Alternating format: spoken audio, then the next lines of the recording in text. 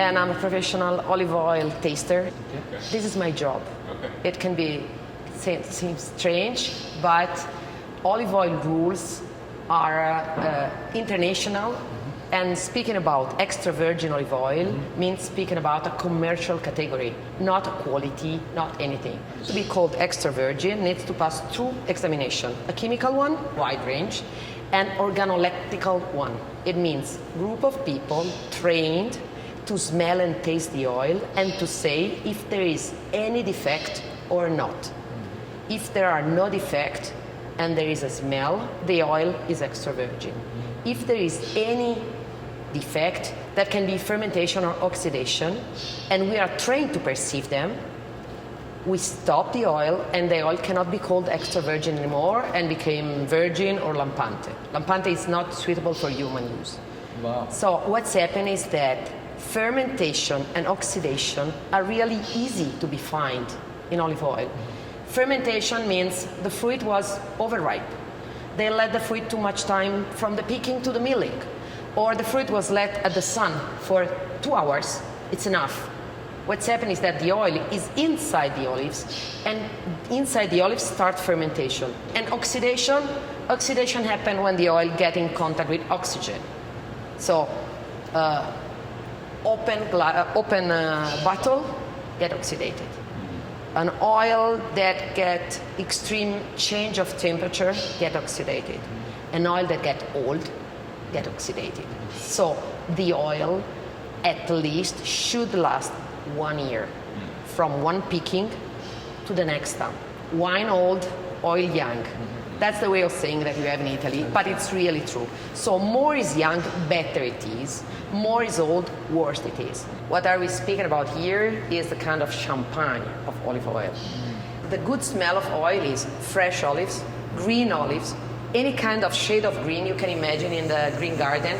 So everything has to remind you the sensation of green, of fresh, of spring.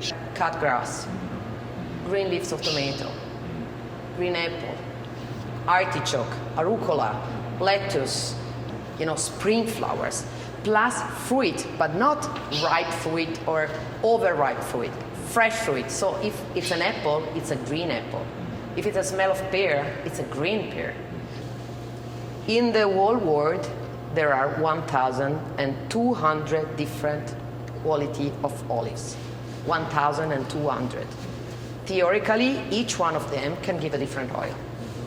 So like wine, you can have many different kind of smell and taste in the oil. I would like, in the meanwhile, if you can ask someone to take the oil you have in the kitchen and just come here with a small plastic glass with oil. Thank you, Jeff. Okay? Because we are going to taste it. Yeah. Perfect. Can I see this? We're going to take. Bravissimo! This looks like, not even Spanish, it looks like Greece. Anyway, we will taste it. Yeah. First thing, we have some enemies of this champagne. When you open a bottle of champagne, you don't let it open. Oxygen, air. Clear. So every time you open this bottle, the oxygen enters. And this is really big, so you need time. So you will open 100 times. Second thing, when you open a bottle of champagne, you don't put the bottle of champagne near to the window where the sun arrives. Clear. Transparent. Really bad for olive oil. Olive oil, it's usually green or have part of green because it comes from green olives, the good one. Green is, how do you call the green part of the leaves? Chlorophyll. Chlorophyll is a bomb. It's perfect when it's in the dark, but it has been built to react with light. The chlorophyll works with light, so more the oil is green, more if you put it in the light, these reactions start, and the oil start to get destroyed from the inside.